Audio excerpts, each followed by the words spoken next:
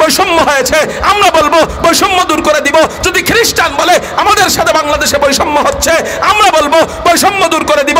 কিন্তু কোন স্বৈরাচার রাত্রেবেলা যারা শাপলা চত্বরে হত্যা করেছে, তাদের সুরত ধরে টঙ্গীর ময়দানে যারা আমাদের ভাইদেরকে শহীদ করে, তাদের সাথে আমাদের কোনো আতাত নাই, সম্পর্ক নাই। যদি আবার কখনো সামনে পাওয়া যায়, তওবা করে ফিরে না আসে, তাদের লিডাররা আবার যদি কাকরাইলে আসে, ইস্তেমায় আসে, টঙ্গীতে আসে, জুতার বাড়ি হবে, জুতার বাড়ি হবে।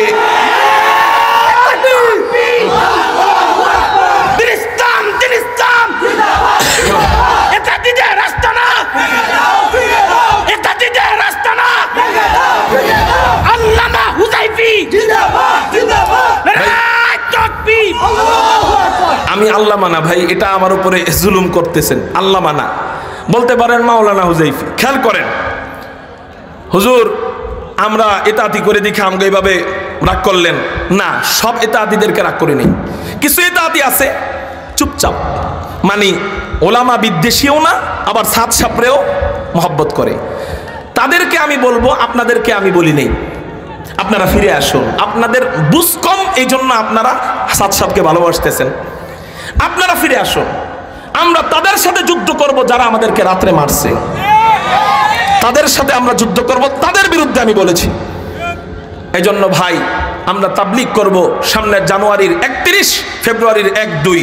অন্যবার যাই আর না যাই, এবার টঙ্গীর ময়দানকে হেফাজত করবার জন্য আমাদের যাওয়ার দরকার আছে। আমরা যাব কারা কারা? আল্লাহু আকবার বলে হাত উঠে যাবো ইনশাআল্লাহ। দল মত নির্বিশেষে সকলে যাব, বলেন ইনশাআল্লাহ। আল্লাহ তুমি কবুল করো, বলি আমিন।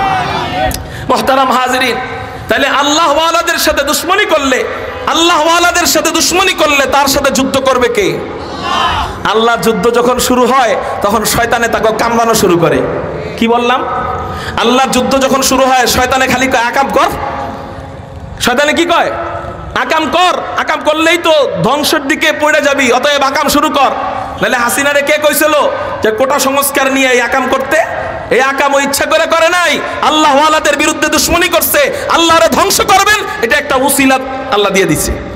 কোটা সংস্কারের ব্যাপারটা একটা উসিলা দিয়ে দিছে, এটা ধ্বংসের জন্যই আল্লাহ ওরে দিয়ে করাইছে। এই এতাতির লিডার যারা বর্তমানে সন্ত্রাস, এদেরকে কেডা কইছিল রাত্রেবেলা যায় হত্যা করতে আলেমদেরকে? কয় হত্যা এটা একটা আল্লাহ উসিলা দিয়ে দিছে, আল্লাহ ওদেরকে ধ্বংস করবেন, এটাই ফাইনাল কথা। এই জন্য আল্লাহ ধ্বংস করবেন, একটা তো উসিলা লাগে, উসিলা লাগে না? এই জন্য রাত্রেবেলা গেছে আকাম করতে, ওই যে শয়তানে কামড়াইছে। কথা বুঝতে পারছেন নি?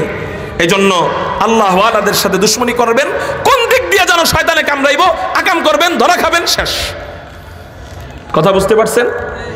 আল্লাহ আমাদেরকে আল্লাহ ওয়ালাদেরকে মোহাব্বত করে চলার তৌফিক দান করুন। তাহলে আল্লাহ ওয়ালাদের সাথে যুদ্ধ করলে তাদের সাথে যুদ্ধ করবে আল্লাহ, আল্লাহ ওয়ালাদের সাথে দুশ্মনী করলে তাদের সাথে যুদ্ধ করবে আল্লাহ। এই ঘোষণা মুহাম্মদুর রাসূলুল্লাহ সাল্লাল্লাহু আলাইহি ওয়াসাল্লাম দিয়েছেন। মানে আমার নবীজি আল্লাহ ওয়ালাদের জন্য রহমত। জোরে কর সুবহানাল্লাহ।